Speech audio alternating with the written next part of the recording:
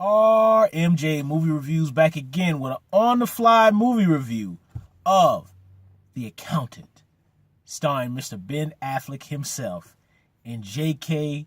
Schillinger Simmons. Well, directed by Gavin O Conner of Warrior fame, Miracle, Pride and Glory, and some other ones I can't think of right offhand. Oh boy, The Accountant. Well, The Accountant is part of Ben Affleck's kind of comeback string. I call it his comeback because, you know what? I'm not going to digress. Makes my reviews too long. So I'm going to get to it. Did I or did I not like The Accountant? I liked it. I've been hearing mixed reviews so far.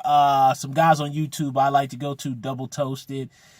They were kind of split in their opinions about it. I kind of agreed with some of their critiques of the film. Then again, I didn't agree with some of them. Schmoes, no. I mostly kind of lean more agreed with their opinions of the film. But I kind of, this movie was marketed one way. My impression from the film when I saw the marketing was that this was going to be a kind of sort of. Now, keep in mind, I came into this film with no expectations. It's just that since Ben Affleck has been, on a string with, Gone Girl, The Town, Argo, all these really good films that he's been directing and starring in, kind of the second part of his career versus in comparison to when he was in his G Leagues, The Sum of All Fears, Reindeer Games days. I much like older Ben Affleck a lot better. Batman v Superman, I forgot to put that in which case Ben Affleck was very good in that film, regardless of what the haters say about that movie. And Ben Affleck's performance in this movie is very good, is very strong. Basically, The Accountant tells the story of a man who's an accountant. He actually he applies towards the on the spectrum of autism. He has Asperger's, so he's a fully functioning autistic, mild autism. He has problems with socializing. He wants to, but anybody who knows people who have Asperger's, they seem to not be able to. I will say personally, outside of the movie review, I've known at least two people in my lifetime, my whole life, who've had Asperger's. And most of the characteristic traits that the way Ben Affleck portrays the character in the movie is spot on for people who have Asperger's. There's one scene in particular how this woman says, "Don't you like my necklace?" And then Ben Affleck goes, "Not really." And that is 100% authentic to people who have Asperger's. The person I know who has it did stuff like that all the time when we were growing up. I mean, just, don't know how to socialize, be off in the corner, and, they get kind of depressed, and, But either way, that aspect of the film was very well done. But it tells us the story of this man who's a fully functioning autistic, and he's basically a hitman on the side. He does accounting and he does hitman work on the side. Like I said, I like the film. I like Gavin O'Connor's films. Of course, out of his films, my favorite is Warriors. I'm kind of like all over the place here. I'm a little bit tired, so sorry. But I wasn't really sure what type of movie this was supposed to be from the marketing, because it kind of looked like it might have been like that movie with George Clooney that came out a couple years ago. I think that movie was called The American. Was that what that movie was called, where George Clooney was like a hitman? I never saw that film, but I got the impression this was going to be like one of those movies where like they show a gun in the previews, but basically they never use it the entire movie. And if they do use it, it's like shoots like two dudes in the head, and then the hitman gives some heartwarming monologue, and then the damn movie ends. So I thought this was going to be an art house movie with a hitman who uses his gun like twice, and then it ended. Kind of more what it was now. I know some reviews have called it an action film. I totally disagree with that. I would not classify this as an action film at all. I think it has kind of the traits and characteristics of things that we know to action films. The big finale takes place in a secluded place. When you have the final showdown, you always get the big giant group of like SWAT team soldier dudes who got to take on the one hero guy. I mean, that's typical action stuff. Us guys, I'm all for it. I love it. When you see the big group of SWAT team guys, you know it's about to go down. So I'm cool with that. But I'd say this has traditional action movie tropes, but I don't really know what I would call it. I think this movie suffers from kind of not really knowing what it wants to be, because it goes at its own pace. It goes very slow, which I really liked the character development scenes where you're getting kind of a background on who Ben Affleck is. You get a little bit of traits of Relentless with Judd Nelson, with the dad kind of giving him kind of military type of brutal training, and all that kind of stuff. And you never know what you're capable of, while the kid's getting the snot beat out of him, and all that kind of face your fears. You'll never know till you go all the way, and kind of that sociopathic abuse, mental abuse, physical abuse, whatever you want to call it, from this military father who is kind of sad that his son has this autism, but he takes more of a brutal approach to try to get him out of his autism. But it kind of starts out as kind of an art house kind of movie, and it kind of jumps back and forth, because it really has these scenes where the camera sits there and Ben Affleck does this thing and he talks with people, and he really builds the character and sets up the autism very well. And then you've got the scenes where it sets up his skills and how calculated he is. Calculated not only with his killing, but also with his math skills and all that kind of thing, and how he kind of incorporates the two.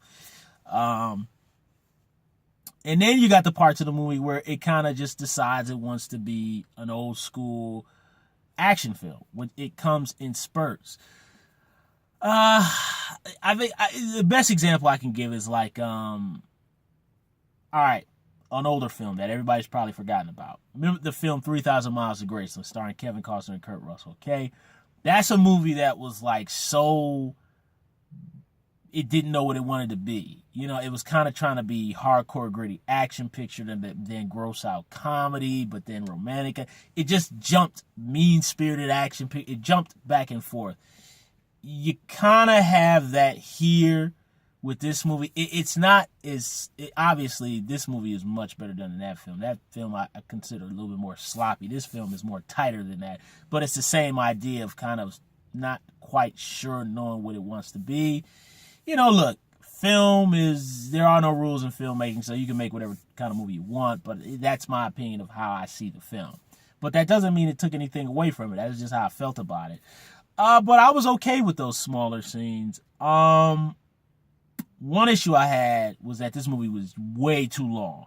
Way too long. I didn't even mind the fact that it started kind of at its own pace. That was fine. But it reached a point where there were some scenes that just could have been taken out, in my opinion. I think this thing clocks in at I think it's 2.5 hours, I think. It felt like it was 2.5 hours. But there was parts that just went on way too long. I want to make a reference to Double Toasted, where they said there was some stuff with some twists. Now, one twist in particular, I had spotted way before it had even happened. I'm not going to give it away.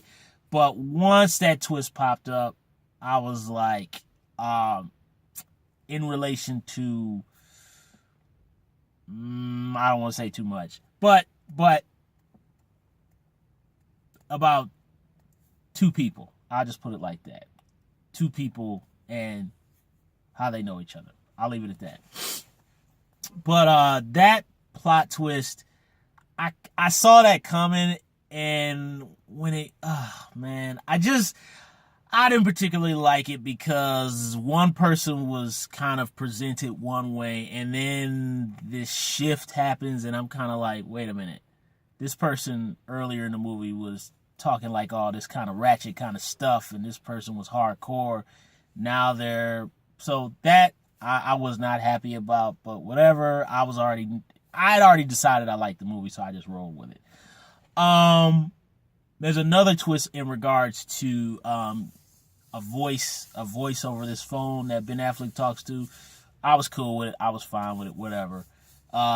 This is pretty much Ben Affleck's John Wick or Jason Bourne, as other YouTubers have described. I would agree with that. So I was okay with that twist. Now, there's another issue about J.K. Simmons' bit of a monologue that he gives, which is I cannot remember the word, guys, for when you're I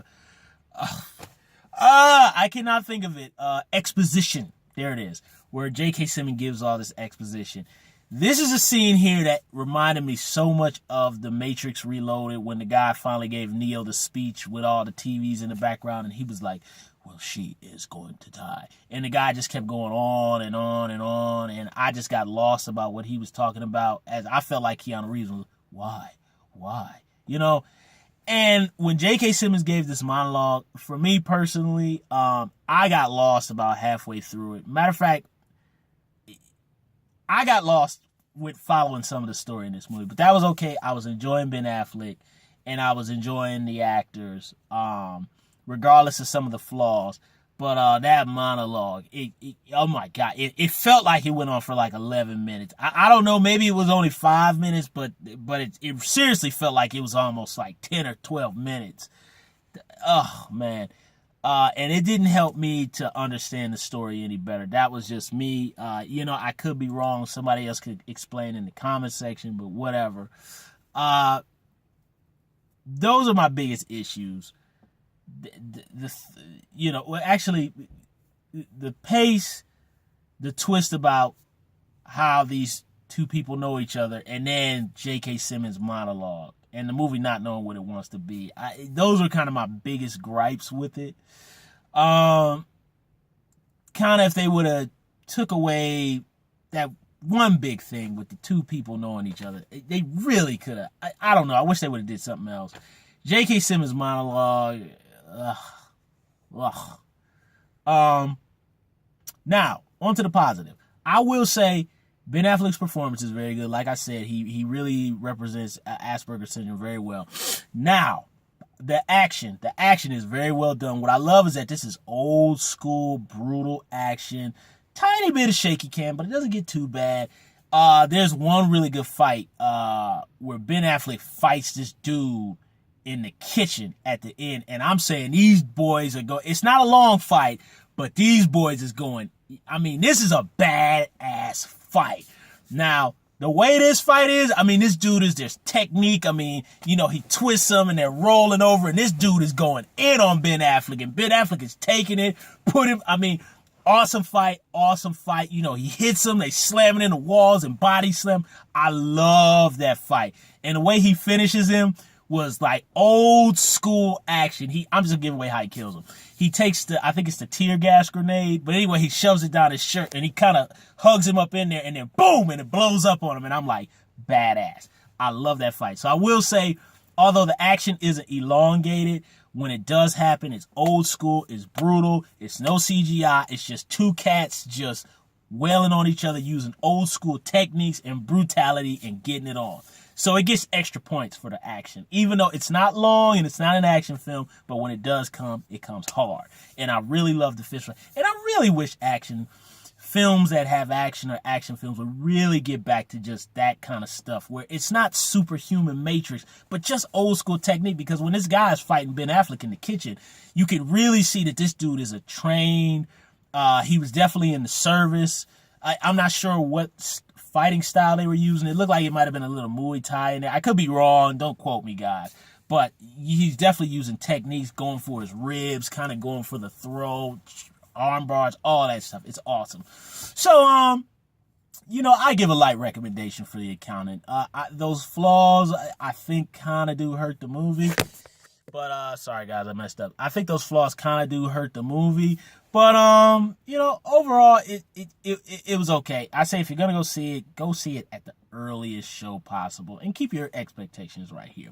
So, that's my review of The Accountant. Thumbs up the video, subscribe to the channel, share the video, and leave comments down below about The Accountant and Ben Affleck's new uprising, or comeback, whatever you want to call it, and issues with the story that